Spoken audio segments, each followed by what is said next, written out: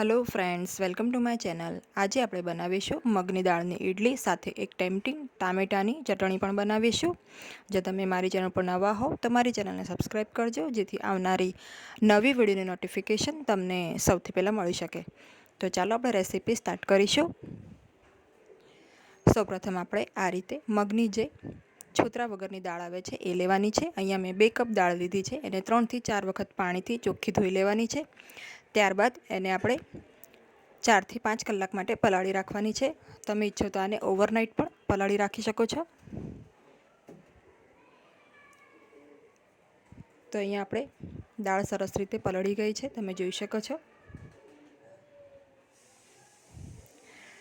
આપણે આ દાળને પાણી નિતારીને મિક્સી જારમાં લઈ લઈએ।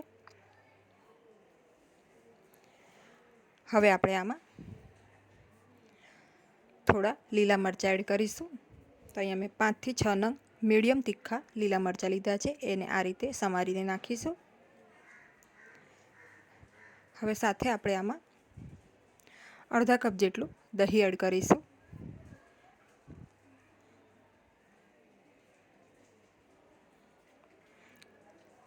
તમે ઈચ્છો તો આમાં મીઠા લીમડાના થોડા પાન પણ એડ કરી શકો છો, અથવા કોથમીર પણ આમાં એડ કરી શકો છો। હવે આપણે આને સરસ એકદમ ફાઇન ક્રશ કરી લઈશું। હવે આપણે એક પેન ગરમ કરીશું, એમાં 2 ટેબલસ્પૂન જેટલું તેલ લઈશું। તેલ ગરમ થાય એટલે સૌથી પહેલાં આપણે એમાં રાઈ નાખીશું, અડધી ચમચી। રાઈ બરાબર ફૂટે એટલે આપણે એમાં 5 ચમચી જેટલી હિંગ નાખીશું।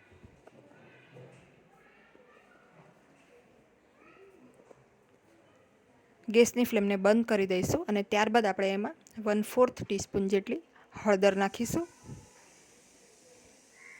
હવે આ જે વઘાર છે એને આપણે દાળ ક્રશ કરી છે એમાં એડ કરી દઈશું, એટલે કે ઇડલીના બેટરમાં આપણે એને મિક્સ કરી લઈશું। તો હળદર આપણે ગેસ બંધ કર્યા પછી જ નાખવાની છે। આનાથી જે ઇડલી બનશે એનો કલર ખૂબ જ સરસ આવશે અને વઘાર કરવાથી એનો ટેસ્ટ પણ ખૂબ જ સરસ એન્હાન્સ થશે। સારી રીતે વઘાર મિક્સ કરીને આપણે આને એક સાઈડ મૂકીશું। હવે અહીંયા મેં ગાજર લીધા છે, તો ગાજરને છીણી લીધું છે મેં આ રીતે। તો લગભગ 1 કપ જેટલા ગાજર છે એ આપણે ખીરામાં એડ કરીશું। સાથે સ્વાદ પ્રમાણે આપણે મીઠું એડ કરી દઈશું। હવે અહીંયા મેં નાની સાઇઝના 5 થી 6 નંગ ટામેટાં લીધા છે, અને ટામેટાને આ રીતે એક ટામેટાના 2 ટુકડા થાય એ રીતે આપણે કટ કરી લેવાના છે। આપણે જે વઘાર કર્યો હતો એ જ પેનમાં આપણે ફરીથી તેલ એડ કરીશું। તો અહીંયા મેં 3 ટેબલસ્પૂન તેલ લીધું છે। તેલ ગરમ થઈ જાય એટલે આ રીતે બધા જ ટામેટાને આપણે પેનમાં મૂકીશું। તો આ રીતે જે ટામેટાનો કટવાળો ભાગ છે એને તવી ઉપર આવે એ રીતે મૂકીશું આપણે। હવે આને એકદમ હાઈ ફ્લેમ ઉપર 2 થી 3 મિનિટ આપણે થવા દેવાનું છે, જેથી ટામેટાના નીચે એકદમ સરસ ગોલ્ડન બ્લેક જેવો કલર આવી જાય, ટામેટા એકદમ સરસ શેકાઈ જાય એ રીતે આપણે આને 2 થી 3 મિનિટ હાઈ ફ્લેમ ઉપર કરવાનું છે। ત્યારબાદ આપણે આ રીતે એને પલટાવી લઈને નીચેની સાઈડ પણ સરસ શેકાઈ જાય એ રીતે 2 મિનિટ થવા દેવાનું છે। તો આ ટામેટાની ચટણી ખૂબ જ ટેસ્ટી બને છે, એક વખત આ રીતે ચોક્કસ ટ્રાય કરજો।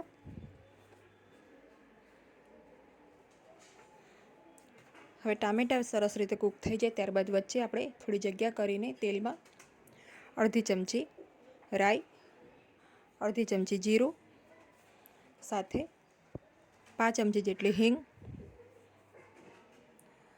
3 થી 4 કળી લસણ છે અને 3 થી 4 લીલા મરચાં છે એ નાખી દઈશું।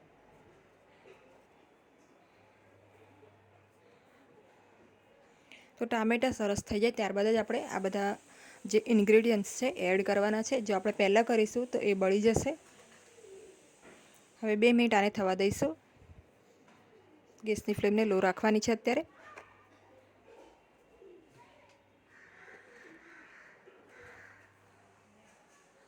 ટામેટાની નીચેની સાઈડ પણ આપણે આ રીતે જોઈ લેવાની. તો નીચેની સાઈડ પણ આ રીતે સરસ કલર આવી ગયો છે.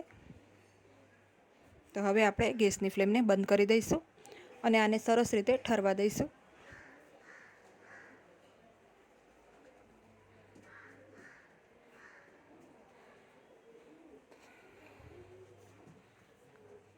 હવે આપણે ઇડલીના મોલ્ડ લઈ લઈએ. આને આપણે તેલથી ગ્રીસ કરી લઈએ. એટલે બધા જ મોલ્ડ ઉપર આ રીતે થોડું થોડું તેલ લગાડી દઈશું આપણે, જેથી આપણી જે ઇડલી છે એ ઇઝીલી અનમોલ્ડ થઈ જાય.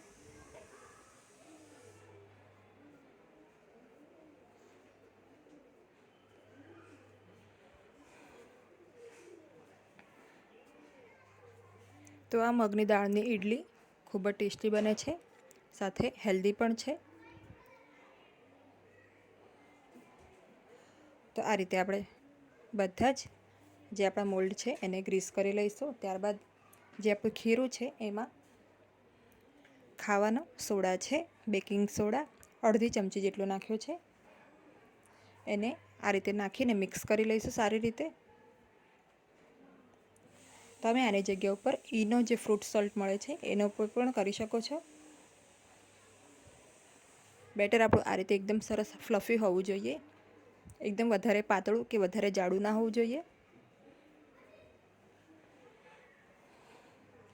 હવે આપણે ગ્રીસ કરેલા જે મોલ્ડ છે ઇડલીના એમાં બેટર ભરી દઈશું. તો બેટર આપણે આમાં અડધું મોલ્ડ ભરાય એ રીતે ફિલ કરવાનું છે.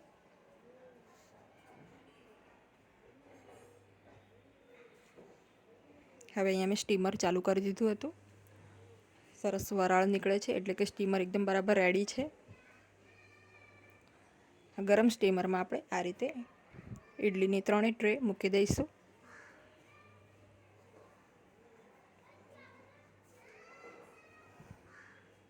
હવે ઢાંકીને આપણે આને 12 થી 15 મિનિટ હાઈ ફ્લેમ ઉપર કૂક કરી લઈએ, અથવા તો જ્યાં સુધી આપણી ઇડલી સરસ કૂક થઈ જાય ત્યાં સુધી આપણે સ્ટીમ કરી લેવાનું. હવે ટામેટાં આપણે એકદમ સરસ ઠંડા થઈ ગયા છે, એને મિક્સી જારમાં લઈ લઈએ. સ્વાદ પ્રમાણે મીઠું નાખી દઈએ. ધાણા જીરું પાવડર છે 1 ચમચી.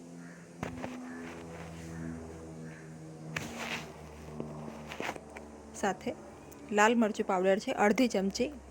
જો તમારે વધારે તીખું ના કરવું હોય તો તમે આને સ્કીપ પણ કરી શકો છો. ગ્રાઇન્ડ કરીશું એટલે આ રીતે સરસ પેસ્ટ તૈયાર થઈ જશે.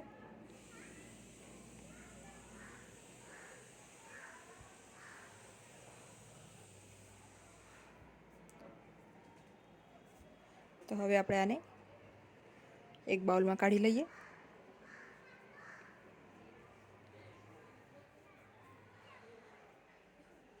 તો 15 મિનિટ પછી આપણી ઇડલી પણ એકદમ સરસ તૈયાર છે. આ ઇડલીને આપણે થોડીવાર ઠરવા દઈશું. એકદમ તરત આપણે ડીમોલ્ડ નહીં કરીશું. તો 2 થી 3 મિનિટ બાદ આપણે આ ઇડલીને અનમોલ્ડ કરીશું. તો આપણી ચટણી પણ તૈયાર છે. એમાં આપણે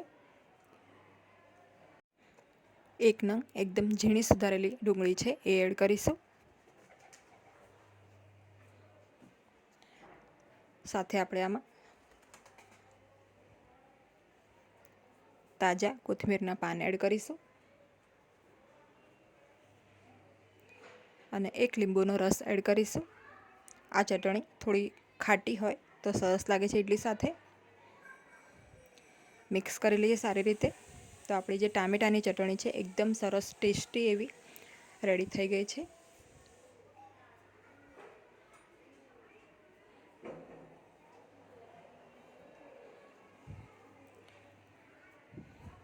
તો આ ઇડલી સાથે તમે સાંભારની જગ્યા ઉપર આ ચટણી ટેસ્ટ કરજો, ખૂબ જ સરસ લાગે છે.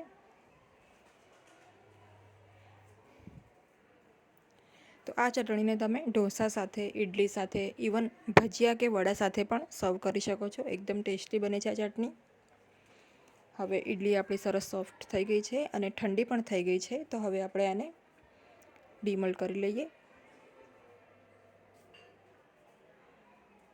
તમે જોઈ શકો છો ઇડલી કેટલી સરસ એકદમ પોચી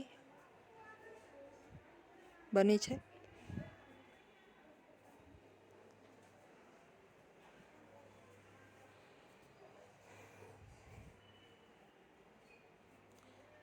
નાઈફની મદદથી આપણે કિનારી ચારે બાજુથી આ રીતે ઉખાડી લેવાની, એટલે આપણી ઇડલી ઇઝીલી અનમોલ્ડ થઈ જશે. તો રેડી છે એકદમ સુપર ટેસ્ટી હેલ્ધી એવી મગની દાળની ઇડલી સાથે એકદમ ચટાકેદાર ટામેટાની ચટણી. તો આ રેસીપી એક વખત ચોક્કસ ટ્રાય કરજો, એકદમ સરસ બને છે. આઈ પ્રોમિસ કે તમને આ રેસીપી ચોક્કસ ગમશે જ. જો તમને આજની મારી આ રેસીપી ગમી હોય તો વિડીયોને લાઇક અને શેર કરજો અને મારી ચેનલને સબસ્ક્રાઈબ કરજો. Thanks for watching.